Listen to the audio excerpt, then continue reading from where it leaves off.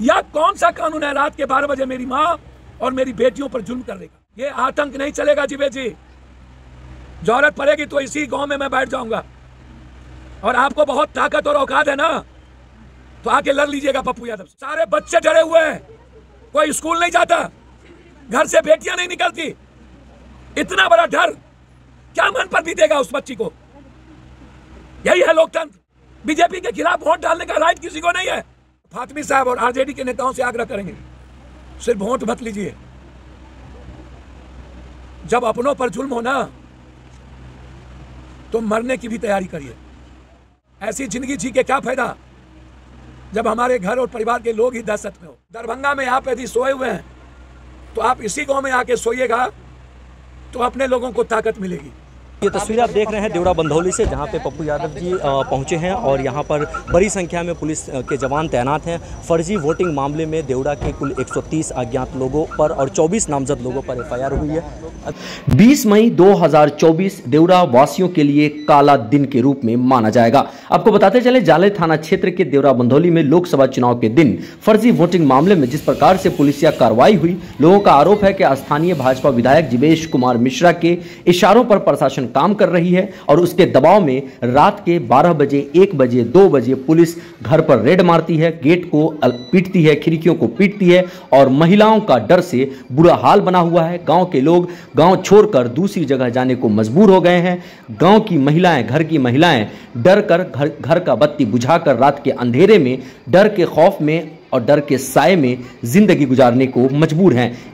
जैसे ही इस बात की सूचना पप्पू यादव को मिली, पप्पू यादव सीधे देवड़ा बंधौली आ पहुंचे। उन्होंने महिलाओं से बात की, साथ ही स्थानीय प्रशासन से अपील की।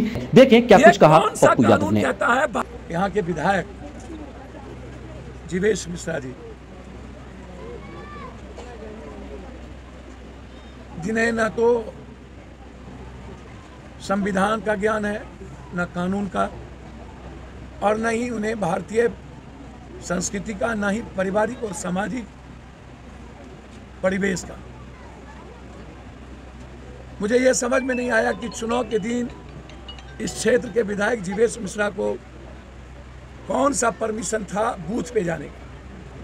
कैंडिडेट को बूथ के प्रिजाइडिंग अफसर तक जाने और उससे बात करने का राइट है,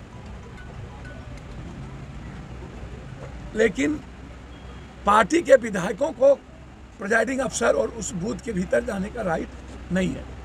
प्रशासन को केस करना चाहिए जीवेश मिश्रा पर। जाले में मैं अपनी बहनों से, अपने परिवार से सुना, आपने भी देखा होगा, खुल के बातचीत मैंने की। घटना क्या घटी, हमने वोट यदि 50 बार गिराया तो इसके लिए प्रिजाइडिंग अफसर पर केस होना चाहिए, इसके लिए सुरक्षा पर केस होना चाहिए। यह केस सबसे पहले यह जिम्मेदारी किसकी थी? प्रिजाइडिंग अफसर की, सुरक्षा की। चलिए वो बात हो गई। हम बूथ में पकड़ाए दोबारा या रोड पे? हम रोड पे थे और रोड पे कहा गया कि आप फर्जी वोटिंग डाल रहे हैं। हम फर्जी मतदान कर रहे हैं या नहीं कर रहे हैं, या मौके पर जब हम गिरफ्तार होते दोबारा तो हमारी गिरफ्तारी आप करते।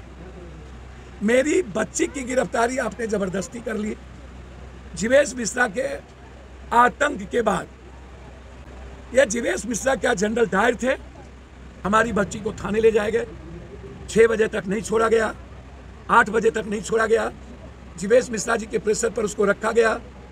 जब मेरी बेटी की तबीयत खराब हुई, यहाँ के कुछ बुजुर्ग और कुछ हमारी बहनें, उनकी परिजन जब जा करके उनकी तबीयत का हवाला दे करके थाने के सहमति से उनको घर लाया गया। फिर फोन आया थाने से कि आप किसी भी कीमत पर उन्हें ले आए। फिर सारे बच्चियों को लेके ले जाया गया। सादे कागज पर बच्ची और बच्चे के दस्तखत के बाद हमारी बच्ची को छोड़ दी गई। बच्ची आ गए, सब सीसीटीवी फुटेज में है। हम लोगों के पास भी है, उनके पास भी है। उनकी सीसीटीवी फुटेज में है। ना कोई बदतमीजी हुई, ना किसी प्रशासन के कानून में दखल दी गई। ना ही प्रशासन से कोई झगड़ा हुआ, और हम बिना किसी झंझट के जब बच्ची को लेके आने लगे तो इन लोगों ने जाले थाना प्रभारी मुर्दाबाद का नारा लगाया बाहर आके। चलिए, आक्रोश में मुर्दाबाद लगते ही हैं। हमेशा आप ईगो में रहिए, हमेशा एरोगेंसी में जीने की आदत डालिए, कानून से आप ऊपर हो जाइए। संविधान आपके लिए कुछ नहीं बच जाए, पैर की धूली बच जाए। कानून को अपना जागीर और बपोती समझ लीजिए। कानून यदि इसी तरह हो गया, मुझे कभी कभी तकलीफ होती है, और मैं बार बार कहता हूं कि रोपिएगा बबूल तो खाइएगा खजूर। सूप बाजता बाजत चलियों बाजे, और जो खुद दागदार हो, जो सिस्टम चलाने वाले नेता से लेके ब्लॉक से लेके थाने तक सारे पाप के भागीदार आप लोग, कानून के विपरीत काम करते हैं आप लोग, सारे कुकर्म करते हैं आप लोग। जनरल डायर जैसा व्यवहार करने वाला जीवेश मिश्रा जी, इतना नफरत है आपको कमजोरों से, गरीबों से, दलितों से, अल्पसंख्यकों से, काहे? क्या कारण है? हर आदमी को स्वतंत्र अधिकार है, विचार है अपना मत डालने का। आप स्वतंत्र मतदान से जीतिए ना, कोई दिक्कत नहीं है, हमें आपत्ति नहीं है। लेकिन जिस तरह का व्यवहार आपने गैर कानूनी किया है वह बिल्कुल गलत है, वह सही नहीं है, यह जुल्म है, और आप पर चुनावी प्रक्रिया में बाधा डालने का केस होना चाहिए। और यह केस वहां नहीं करके रात में हमारे 3 बेटी सहित 24 आदमी पे नेम्ड एफआईआर किया गया और 150 आदमी को अज्ञात कर दिया गया।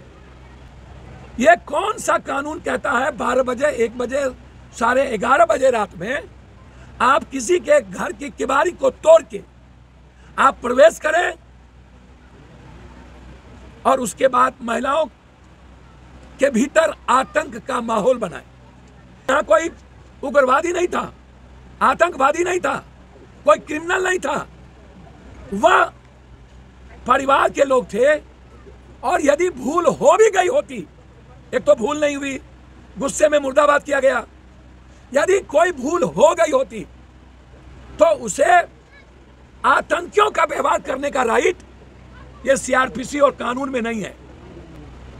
आप अपने ईगो के कारण कि मैं थानेदार हूं, मैं पुलिस हूं, मेरी वर्दी ही ताकत है, आपने जनता की भावनाओं को नहीं समझा और आप जुल्म कर दिए, जुल्म की सीमा पार कर दी आपने। इतना बड़ा जुल्म ये सही नहीं है, मेरा मानना है। मैं चाहता हूं 24 आदमी पर आपने केस किया होगा, धारा 253 या 153 या और भी काम काज में दखल देने का, चुनावी प्रक्रिया। आप वारंट ले आइए, वारंट सर्व करा दीजिए। जिन लोगों का आप वारंट लाएंगे वो अपना बेल करा ले, या जिनका नेम्ड एफआईआर है वो अपना बेल करा लेंगे, या नहीं तो आप कानूनी प्रक्रिया के तहत आप कोर्ट जाइए, कोर्ट से आप कुर्की जब्ती लीजिए। हम एंट्री सेफ्टी बेल करेंगे या तो सरेंडर करेंगे। या कौन सा कानून है रात के 12 बजे मेरी मां और मेरी बेटियों पर जुल्म करने का? और यही जुल्म पप्पू यादव को यहां लेके आ गया। ये डर नहीं चलेगा, ये आतंक नहीं चलेगा। जीवेश जी, जरूरत पड़ेगी तो इसी गांव में मैं बैठ जाऊंगा, और आपको बहुत ताकत और औकात है ना, तो आके लड़ लीजिएगा पप्पू यादव से। दुनिया में हमको भगवान का भी डर नहीं होता, इसीलिए याद रखिएगा आप, इस तरह का जुल्म बंद करवाइए। और मैं एसपी साहब, डीआईजी साहब से आग्रह करूंगा, हाथ जोड़कर, आईजी साहब से, आप तो सबके हैं, डीएसपी साहब आप तो सबके हैं, आप तो न्याय कर दीजिए, आप तो कानूनी प्रक्रिया में आइए। सारे बच्चे डरे हुए हैं, कोई स्कूल नहीं जाता, घर से बेटियां नहीं निकलती। इतना बड़ा डर क्या मन पर बीतेगा उस बच्ची को? यही है लोकतंत्र, क्या इन लोगों को जीने का राइट नहीं है? बीजेपी के खिलाफ वोट डालने का राइट किसी को नहीं है? मेरा आग्रह है कि सीआरपीसी के तहत हम लोग काम करें। इस गांव में आतंक का माहौल जो है उसको जीने का अधिकार दें। हर बुजुर्गों के भीतर दहशत। और फातमी साहब और आरजेडी के नेताओं से आग्रह करेंगे, सिर्फ वोट मत लीजिए। जब अपनों पर जुल्म हो ना, तो मरने की भी तैयारी करिए। अपनों से बड़ा कोई नहीं होता। ऐसी जिंदगी जी के क्या फायदा जब हमारे घर और परिवार के लोग ही दहशत में हो। ऐसी जिंदगी को खत्म कर देना चाहिए। और आरजेडी के नेताओं से कहूंगा जो पटना में बैठते हैं, ना तो आप छपरा गए और ना ही आप अस्पताल में गोली लगे लोगों को देखने गए, और ना ही इतने बड़े जुल्म में आए। आपका हेलीकॉप्टर एक बार इधर भी घूर जाए तो कम से कम आम लोगों के भीतर भय का वातावरण खत्म होगा। और फातमी साहब से आग्रह करेंगे, दरभंगा में आप यदि सोए हुए हैं तो आप इसी गांव में आके सोइएगा, तो अपने लोगों को ताकत मिलेगी। यही मेरा आग्रह है आपसे। और एसपी साहब, डीजी साहब से आग्रह है कि ये गांव जनरल डायर के आतंक और जालियांवाला बाग से ज़्यादा आतंक का माहौल है। हमारी माँ बहनों को जीने और बच्चियों को घर से निकलने, जो डर के माहौल में कैद है, उसे निकलने दें। और जीवेश मिश्रा पर एफआईआर हो, और जो थाना प्रभारी लगातार इस तरह की घटना किए हैं, और आज भी जो घर तोड़ के जाया जा रहा है, घर तोड़ करके बिना वारंट के किसी के घर, उसको रोकने का प्रयास करें। बहुत बहुत धन्यवाद। नमस्कार।